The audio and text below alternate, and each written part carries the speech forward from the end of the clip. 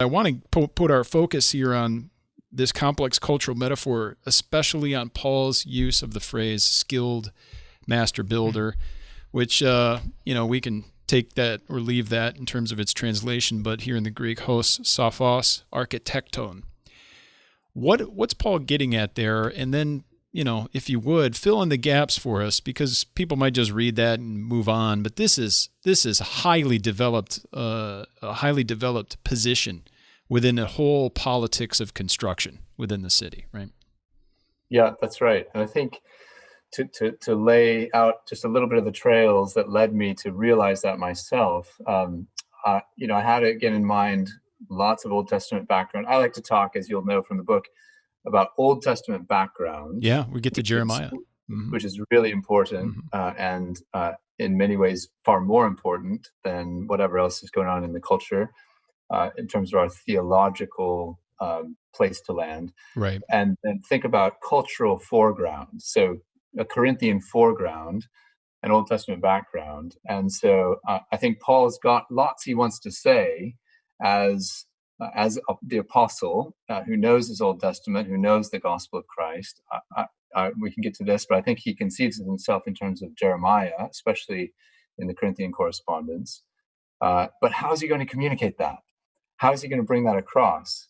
And I think there is a sense in which he's just a really good communicator and observer as he moves through the Greco-Roman world. There are some scholars who want to say, no, Paul misunderstands the Corinthians. And I want to say, absolutely not. I think he gets it, and he works really hard to make his communication clear to them. And the way he does that in this text, 1 Corinthians 3:5-4:5, is by weaving together an incredibly rich and complex cultural metaphor, as you said. And one way I would differ with interpreters that I respect, so somebody like a Gordon Fee, whose commentary is still really, really valuable. But Fee would say, when you start in there, Paul planted, Apollos watered, and then we move from planting and watering to building, that those are just individual, disconnected metaphors.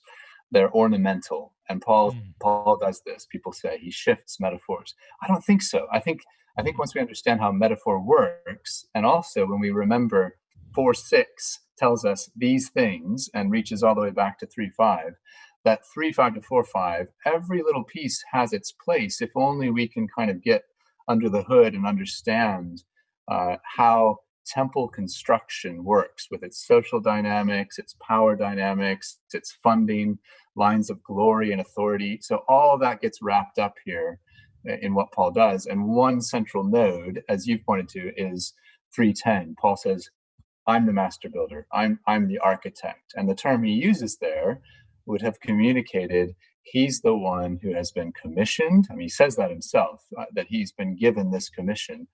And as the commissioned architect, he's not the one who gets the glory, but he is the one who has the authority.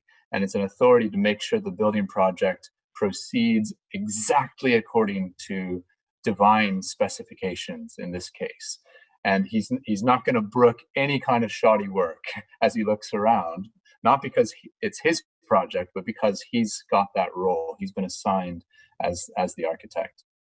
What other positions would there be in this politics of construction? I mean, fill this out for us if you would. We have the skilled master builder, the architect, sophos architect, wise architect. I don't know if that would be appropriate within the semantic usage there, but who else is involved? You mentioned earlier the patrons, but we're going to have various kinds of workers, and what's involved in this construction, which, again, according to the Constitution, certainly has a lot of ceremonial, even ritual aspects to it. We're not just talking about a job and a financial transaction.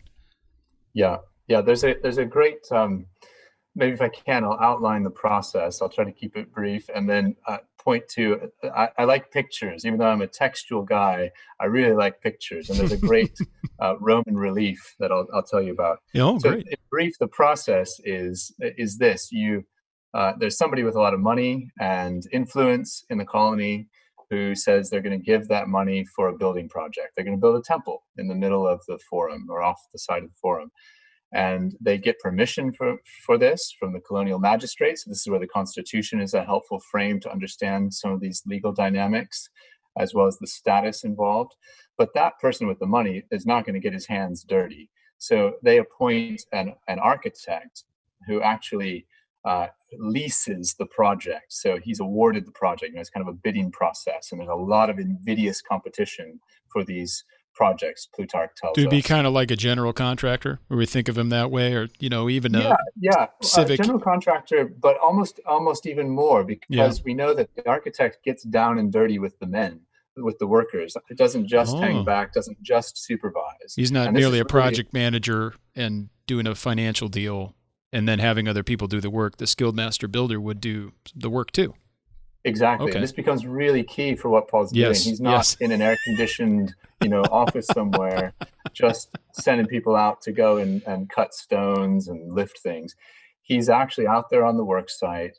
He's among the men. He's down there making sure it's happening, getting sweaty, getting dirty. And so the architect appointed with that authority doesn't even get paid very much more than the workers. So his status is and authority is higher because of the job he's given, but his pay is about the same. He's out there under the same working conditions. I think Paul again is making this point for a reason.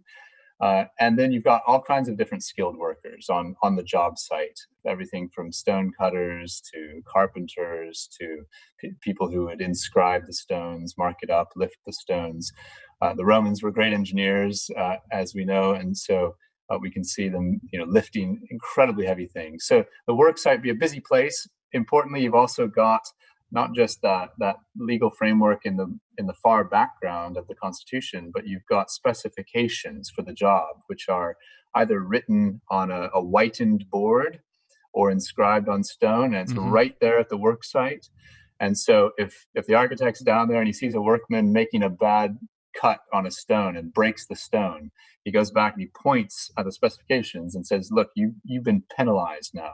You've got to pay for that stone Oh, that you just ruined. And there's constant recourse being made, reference being made to the design specifications, and that's one of his roles. So it's a really dynamic kind of work site, and I think he's drawing on a lot of those dynamics in what we see in chapter 3.